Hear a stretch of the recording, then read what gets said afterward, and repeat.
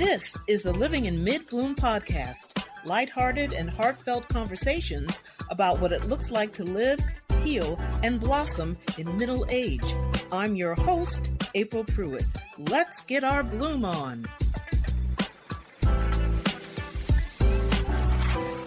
Beth and I continue our discussion, starting with therapists and that they should be properly licensed and how to determine that. We also talk about kids aging out of the foster care system and an amazing organization called Connect Our Kids. It's an interesting starting therapy, and in previous podcasts, I've mentioned different situations. Unfortunately, because I was like, therapy is important, but this is some crap I ran into in therapy. But I'm building a website right now, but I also have just my own personal tips about therapy. I have a long disclaimer when I do those episodes. I am not a professional. I may be a professional person who's been in therapy. But again, I'm just curious and I want to understand things. Yeah. And I'll just say this briefly and move on, that I was working with someone that the last 7 years I was working with her, she wasn't licensed. She wasn't doing any continuing education. I would call her from work desperately in pain. And, we may talk for 10 minutes and she can see me in a couple of days and she charges me for those 10 minutes. I successfully sued her. But I don't want anybody to have to go through something like that because you're already vulnerable. And then this person takes advantage of you. So it's important for me to continue to share that message about get help. Just make sure you're protecting yourself. And that's in everything we do. Yeah. So many of us had assumed that doctors know everything. Your lawyer knows that. No, you get to ask questions. Yes. You get to make your own decision about, is it worth it to you? Will this person be what you need?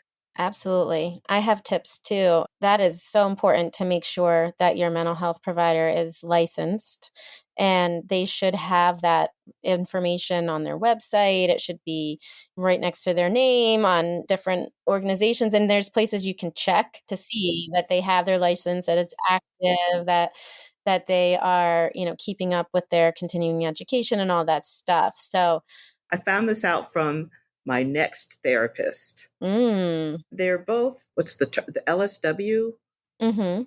A licensed social worker.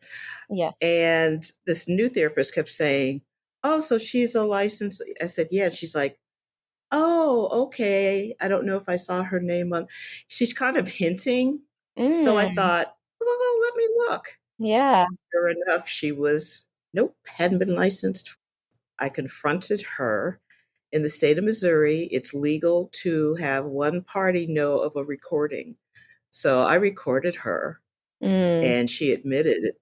And then I got an attorney and she did some damage. There was a 16-year-old girl she was working with, and why should I know that? The things she said. No.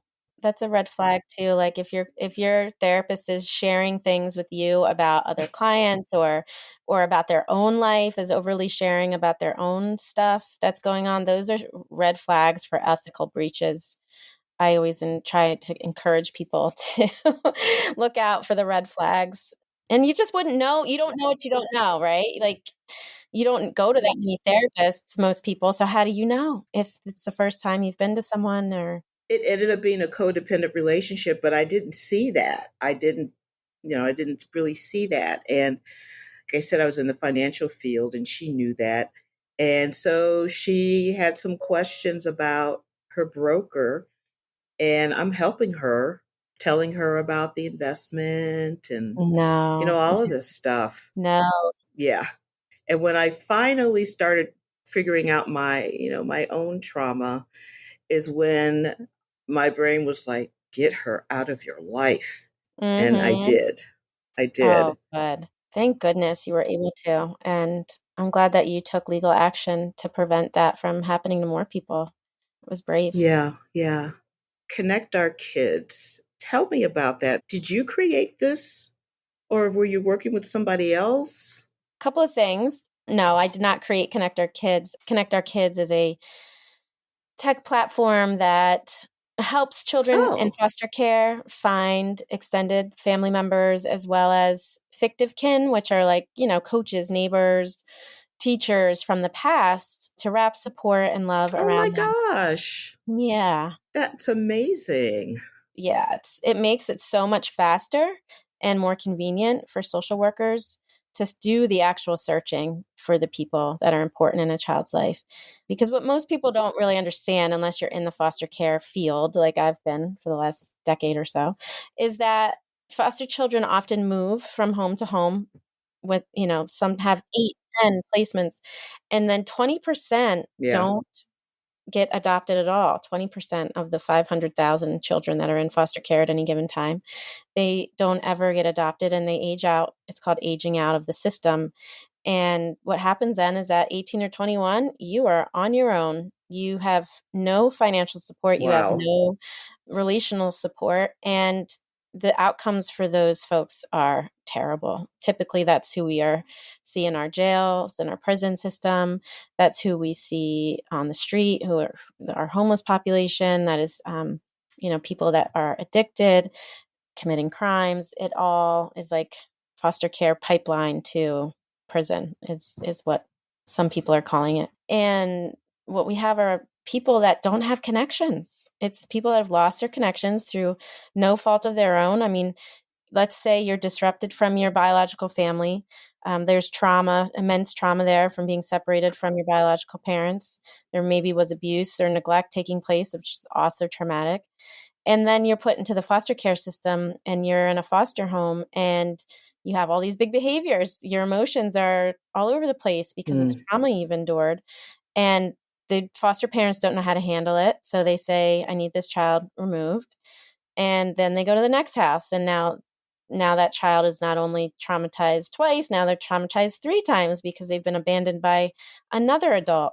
And the cycle just continues and they end up aging out without any support.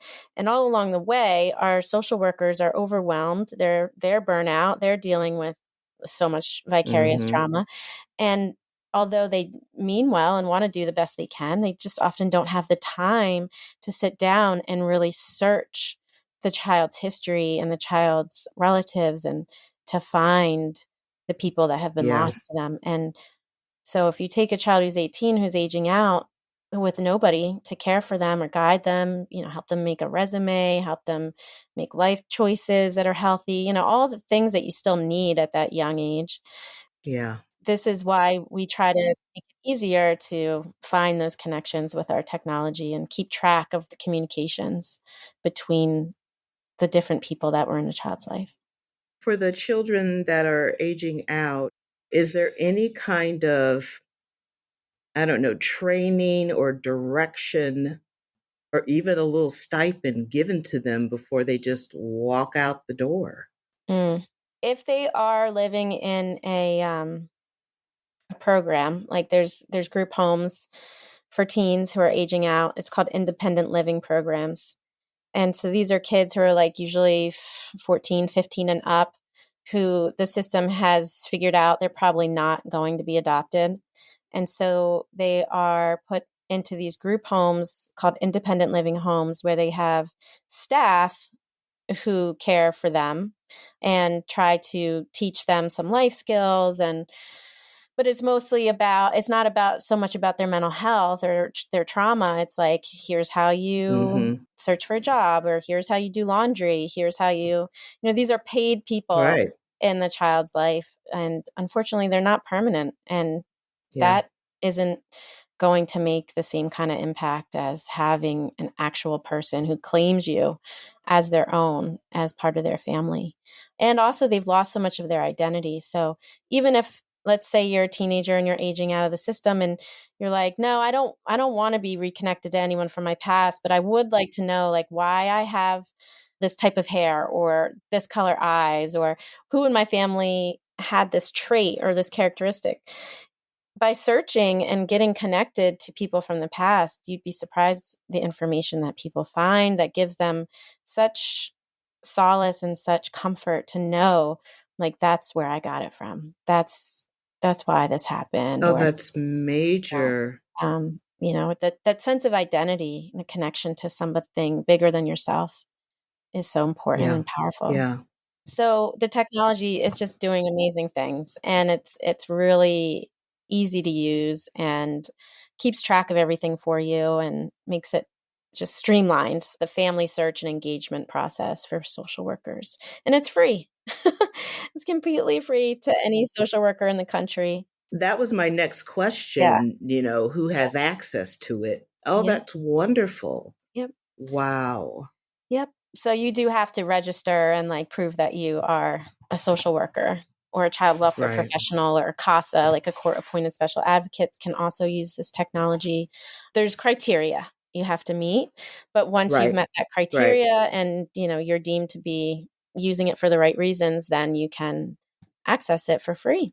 It makes it so much easier to search for a child's extended family. Sometimes Yeah. in these situations, they've found people that didn't even know the child was in foster care. And all the success stories are on our blog, Oh, wow. on the website. Oh, There's like page after page after page of success stories from using our technology. is that connectourkids.org? Yes, Is that the what? connectourkids.org. If you scroll down to the bottom of the homepage, there should be a button or a link that you click on that's our blog. And I want to touch on your book. Oh, thank you. It's just so sweet looking. I have, you're looking like, what is this about? A grand who?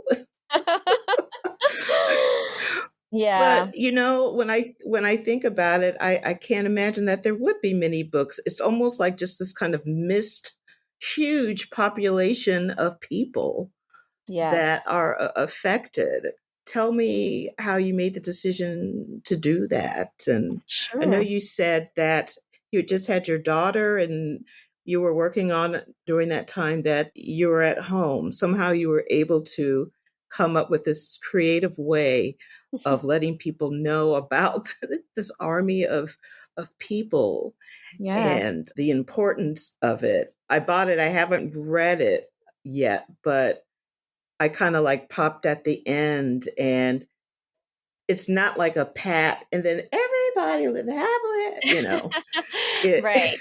Right. I did that on purpose because, often these situations aren't a happy ending and we can't sugarcoat it for kids. because they already know they've Right. experienced it. Right. And so A Grand Family for Sullivan is a children's book that I created and published myself for grandparents and grandchildren who are being raised by their grandparents due to unfortunate circumstances like the addiction and mental health problems. It could be incarceration, all Mm-hmm. kinds of reasons why biological parents Mm-hmm. can't care for their children. And there's 8 million children being raised by their grandparents in our country. And then out of those 8 million children who are being raised by their grandparents, 3 million of those families don't have the biological parent in the home at all. That means that Okay. it's just grandma and child. There is no biological parent in the picture. So that's a huge population. I mean, Yeah. it's very unfortunate. And we have like a missing generation of parents because of the opioid epidemic. Yeah. And these children are traumatized, and the grandparents are traumatized, and they are trying to make it through the best that they can. And about 50% of my caseload when I was working in homes as a therapist were kinship families. That's another word for grand families. Okay. And I liked the word grand families instead of kinship families because it just sounded, what would you say? It just sounded like something to be proud of. Something more softer and Mhm. loving, I think. Yeah. What percentage are kids of color in these situations? You say 8 million. I don't know if you have any stats about that. It's predominantly African Americans and people of color. It's definitely shifted in that direction more Hmm. so than with the white population. Really? Yeah. You saying more? There's a becoming a higher percentage? There's more people of color living in grand families than there are compared to the population. Like, when you take into consideration the differences in the Yeah. numbers of population, disproportionately more people of color are grand families Mm-hmm. than not.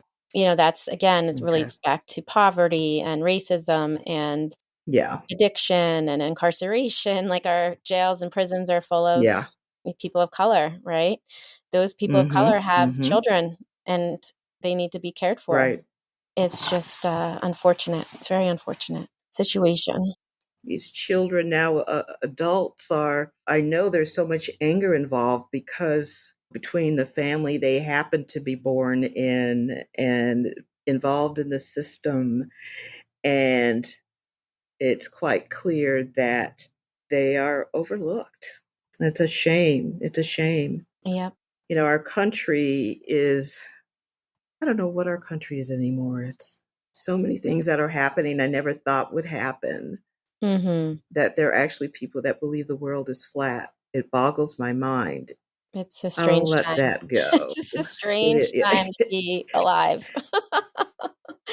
and did I read a couple of weeks ago about the confirmation about alien aircraft? I mean, I'm just like, what is What is happening? going on? What in the damn hell is going on?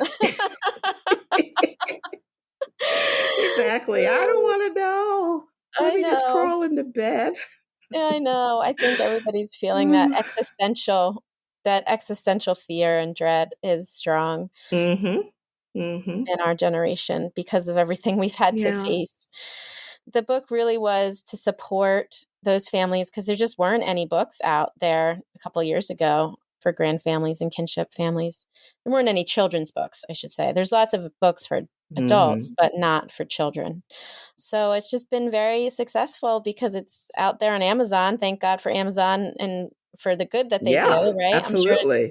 I'm sure it's not all good, but because of them, my book has been able to reach people I would never be able to contact or find, That's find. amazing. So there's less children in the world who feel alone in their situation as a grandchild being raised by their grandparents. And that's what I hear when I get messages from people. It's just the best thing in the world when I hear from a grandparent and they say, "Oh, my, Oh, I'm this is sure. just what my grandchild needed. They felt so alone. They didn't think anyone else was going through this and now they can see themselves in a children's book." How does it get into the hands of the right people? Hmm. Because with technology, yeah, Amazon.com, everybody knows how to do that. But then you have this older generation raising these kids. Yes. How do they get access to that? Right. It's tricky. That's probably the biggest obstacle for me getting the book out to the people who need it because they're not as online as the rest of us usually. Mm-hmm. So I have tried to Mm-hmm. use social media, which has been partially successful because some people are on. And believe it or not, the age of these grandparents are much young, trend pretty young. Some people are in their 50s. Yeah. It's Yeah. amazing when I meet That's a good point. a grandmother in their 40s. I'm like, oh my goodness, it happens. So those are the ones I Yeah. capture online, right? The younger grandparents, and then the older ones. I've been Yeah. reaching out to kinship organizations because every state has. If you go to grandfamilies.org, every state has a fact sheet with all the different kinship organizations and nonprofits that serve this population in your state, and so I've been trying to kind of go to each one of those and reach out and offer the book to them. Oh, Often that's I great. often I donate it when I can. I donate copies of the book to people I meet who are grand families, and I've donated copies to different kinship organizations. But I think they're the ones who are finding me and then distributing Mm-hmm. them to the actual grandparents. So that's kind of the way I've had to kind of go around around and over and through to try and find those grandparents, but it's people like you who, have your podcast, who I guarantee there's someone who listens to your podcast who's a Yeah. grand family. And if you are, email me at beth@bethtyson.com and I'll send you a copy of the book for free. But yeah, I guarantee you have at least one who listens to this who is raising their And grandchildren. that would be great. And I'm going to have all that information on my site, but I'll say it again. It's bethtyson.com. That's B as in boy, ETHTY, S as in Sam, ON as in Nancy.com. Thank you. So important. So important. And I know that as important this work is, you're making a choice, I think a difficult choice, to be in the children's lives as a CASA volunteer. I mean, I think honestly, that's tough work because probably the importance or how you appear in their life, how you show up for them in their life. Yeah. Yeah, that's been a really long journey. It's been tough at times to even get to them, we're at least a half an hour away from each other, and they live in a very dangerous Mm. part of Philadelphia. And so the mental armor that I have to put on Mm-hmm. to go see them is tough because I'm a mother myself, and like, God forbid something happens to me Exactly. while I'm there. And, it's very challenging emotionally for that, but also other reasons, just to see the struggles that they're going through. But I stay in contact and I show up and I'm there for them in court, and I advocate for them by sharing my recommendations, because the children, they don't have any voice in the courtroom. Like, Mm. the social workers have their legal team, and the biological parent will have their legal representation, but the children don't have anyone really looking out for their best interest. And so we often see, like, those two other parties that are legally represented don't always have the best interest of the children at heart. And so we are there to be the voice for the children and to say, this is what they Yeah. want. And this is what, as someone who's close to the children, here's what we think is best for them. And the Mm-hmm. judges weigh that heavily. The judges take Acasa's voice and Acasa's recommendations very heavily because the children don't have legal representation. So it's Wow. powerful work. Does your And daughter have any idea of the work you do? she Does does. she? She does. She's actually met my girls, the two girls I advocate for. They get Ah, together for play dates. The two of my daughter and the one oh, I other love it. girl are the same age. Like, they're only a couple of weeks apart. So we've done activities together, and she knows all about them, and she understands that they're in foster care, and she knows what foster care is. And I Wow. think I see her wheels turning. Like, she doesn't fully get it. She knows that they're not with their mom and dad. Mm-hmm. And she knows, that sometimes parents have problems and they can't always care for their kids. And when they can't, they still need to be safe. So we find safe adults for them to take care of them. So, like, very simplistic understanding of it. But Mm-hmm. I do, like, Mm-hmm. when it comes up, like, I see her wheels turning, and she always asks me just a little bit, one more question about it. It's like, Right. it's definitely impacted her in a positive way, I think, for her to have Yeah. empathy for people from different types of families. Yeah, and I'm sure it's good for the foster kids as well. Yeah. You've essentially welcomed them, into your life. So, well, is there anything that you want to add or share before we end our conversation? I've learned a lot, that's for sure. Oh, thank you. Me too. Like I said, I always get just as much out of these conversations as I feel like I give. So thank you for being so open to sharing your story Oh, with me. you're welcome. That's what I can give and let people know that they can survive these things. You can, but you do need people to help you. You have to be willing to be vulnerable, and you have to be careful about who you trust. Yeah, absolutely. I would say the two things I just want to share are resources, really. One is the All Connected Academy, which I was co-creator of. It is a series of short animated videos available for free on YouTube that explain to children, I would say middle school and up, what childhood trauma is and how it impacts their lives and what they can do to cope with it. So I recommend Mm. watching some of those videos and seeing if you're raising or working with children with trauma, you can search for Connect Our Kids All Connected on YouTube, and you'll find those videos that I helped create. And they're a really special part of my heart out in the world. And then also, if anyone listening needs training or consulting or education on childhood trauma, trauma-informed parenting, children's grief and loss, please reach out to me at beth@bethtyson.com. All right. Beth, thank you so much for your time. Thank you so much for sharing your life too. And I so appreciate the work you do because it's very personal to me too. And I'm glad that children are getting the attention that they deserve. It's a long time coming.